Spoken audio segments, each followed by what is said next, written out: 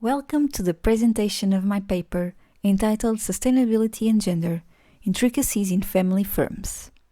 This work, which is part of my PhD thesis, was developed under the guidance of Professor Drs. Shital JAYANTILAL and Filipe SARDO and developed within a plan supported by FCT. The presentation unfolds in the following points: thematic framework, where we will discuss the topic's justification and relevance, as well as what we hope to accomplish, primarily and specifically with this investigation. Methodology, findings and discussion, conclusion, future research directions, research limitations, and references. According to the triple bottom line, sustainability incorporates three dimensions: the social dimension, the economic dimension, and the environmental dimension. These three dimensions must be in harmony in order to foster a sustainable development mode, meaning a development that ensures present well-being without compromising future well-being. Sustainability clearly requires a systemic approach. Crucially, the 2030 Agenda for Sustainable Development appears, which seeks to promote social inclusion, environmentally responsible behavior, and economic growth in the 2030 timeframe. The emergence of this agenda, coupled with society's growing awareness of the importance of greater social cohesion and the reality of environmental challenges in recent decades, has led to pressure on organizations to behave in socially and environmentally responsible ways. The 2030 Agenda for Sustainable Development comprises 17 goals. Our research focuses on the fifth objective, gender equality. To meet this goal, the gradual inclusion of women in management roles is a critical measure to be taken. Opportunely, gender-related issues have been gaining increased momentum, especially within family firms where traditional male dominance is being challenged. Is it reasonable to claim that there is a context that is especially intriguing for exploring sustainability issues? The answer is yes, family firms. First, because they are the prevalent form of enterprise in the world and are responsible for creating a high percentage of the annual global gross domestic product. Therefore, their significance to the global economy should not be underestimated. Naturally, the sustainability of family firms is a topic of utmost importance, not only for family firms themselves, but also for society as a whole. Second, they possess intergenerational aspirations. This implies a long-term orientation and socio-emotional wealth that makes family firms particularly successful in embracing the concerns of both internal and external stakeholders, and more likely to invest in environmentally friendly practices than their non-family counterparts.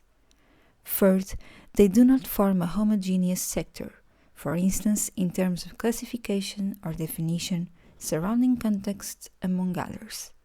This makes the study of sustainability much more dynamic, with unpredictability of results. Fourth and last, and still related to the previous point, there is the possibility of conflict and socio-emotional constraints that lead to hyper-conservatism, nepotism, and the use of company resources to obtain private benefits and owner-related agency costs. Here, we are clearly discussing a dark side, which adds to the intrigue and unpredictability of exploring sustainability in the context of family firms. The role of gender in family firms is a multifaceted issue that encompasses various elements, such as ownership, leadership, succession planning, decision-making, and the overall dynamics within the family and the business. Traditionally, family firms have been characterized by male dominance, with men occupying key positions while women often assume supportive roles. This perpetuates a male-centric power structure. However, there has been a growing recognition of the need for gender diversity and inclusivity in these organizations. Societal changes, increased education opportunities, and shifting norms have led to a more equitable distribution of ownership and leadership roles. In fact, women are now actively participating as owners and leaders in family firms, bringing diverse perspectives and skill sets to the table. Despite the growing interest among scholars and practitioners in the study of sustainability issues in the context of family firms, the study of the Sustainable Development Goals remains underdeveloped, with a scarcity of works that systematically incorporate the nexus between gender and sustainability. It is essential to delve deeper into the specifics that the overlap between gender and sustainability in family firms pose. In light of this article seeks to fill the existing gap in the literature. As a result, its objectives are to present current lines of inquiry and, therefore, to promote a better understanding of the dynamics of gender and sustainability in family firms, and to highlight the directions that future research needs to take to contribute both to the development of knowledge in the family firm arena, but also, and more importantly, to add the sustainability and success of such firms. To achieve the purpose of our research, we employ the systematic literature review methodology based on a three-step procedure suggested by Tranfield, Denier, and Smart: planning, execution, and dissemination of results. Therefore, in the planning phase, we defined the topic and selected the database for the search, in this case, the Web of Science. In the execution phase, the criteria and expression of search were established. The key terms used were the truncated form of sustainability and multiple expressions equivalent to family firm. The search was carried out on November 20, 2022 on the Web of Science and was filtered according to document type, article or review, and research areas, business economics, or environmental sciences ecology, or social sciences other topics, and languages English. Consequently, 486 scientific articles were obtained. Subsequently, we searched for gender within the results, and the product of this search was duly exported to EndNote X9, where it was submitted to the filtration process via abstract reading or full reading. Thus, the final sample is composed of 21 studies. In the third and final phase, we proceeded to the dissemination of results via the construction of a systematic literature review table and the reporting and discussion of the main emerging themes and key points. Based on the studies by Agarwal and Denon Chimizo, a first finding pertains to the disadvantages experienced by women. The root of these difficulties is cultural, specifically the cultural traditions underlying house chores and the management of family social life, which introduce a feminine bias and reduce women to the performance a whole's label feminine. This is prevalent in developing economies. Women's ability to work, earn, and control their earnings independently of the family business is called into question, as they are often embedded as unpaid workers with little autonomy. In addition to the lack of participation in decision-making, women see their bargaining power as practically non-existent, whether in domestic or professional contexts. Indeed, women are underrepresented in a wide range of industries, including manufacturing and agriculture, and are sometimes overlooked within family businesses, rendering them invisible. Women also face extreme hardships when founding and managing family farms in these economies, namely, far greater restrictions on access to land than male farmers, as well as gender bias in access to irrigation, credit, technology, information, state subsidies, and markets.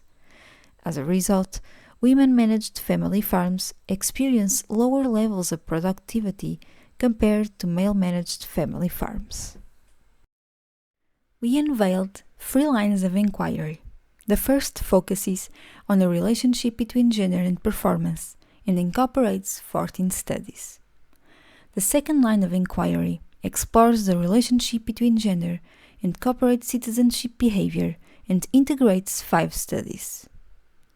The first and last line of inquiry links gender with succession and comprises 2 studies. From the first line of inquiry, we can deduce that the participation of women in family firms has a positive influence on the company's commitment, value alignment, and results. Looking at the second line of inquiry, it is possible to conclude that family firms do better environmentally as a result of a gender-diverse board. Family businesses based on long-standing traditions are often cautioned in strategic decisions not to tarnish the family name. This may account for why female CEOs significantly affect environmental disclosure in family firms compared to non-family firms. Lastly, succession is a critical phase for family firms, and the corresponding line of inquiry shows that the traditional pattern of succession from father to son is being challenged. In essence, family firms play a vital role in the global economy. In recent years, there has been a growing emphasis on sustainability and the adoption of socially and environmentally responsible practices by organizations.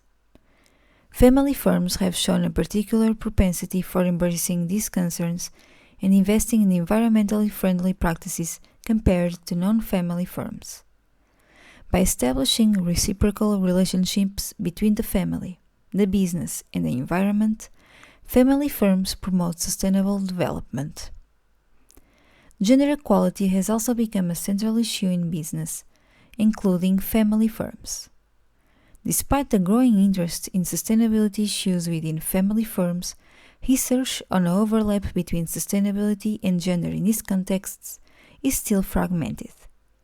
In this article, we have structured the relevant literature in 3 major lines of inquiry. Here, we recommend future research directions with regard to the relationship between gender and performance, regarding the association between gender and corporate citizenship behavior, and in relation to the link between gender and succession. In general, and more important, we recommend to use novel methodologies such as simulation, game theory, and experimental economics, as they can bring added value. The latter can provide information regarding decision-making which influence sustainability endeavors in the family firm and the interconnection and interdependence such decisions may have related to gender. The study of the intricacies between sustainability and gender in family firms needs to be deepened to contribute to the longevity and success of those firms and of society in general. In terms of limitations, the present research is contingent upon the search strategy employed, which means that different search terms and sampling procedure could have produced different findings. As a consequence of the first limitation, we may have missed some new tendencies from conference papers, since the scope of this review was limited to articles and review papers. The 6 slides that follow reveal the references used.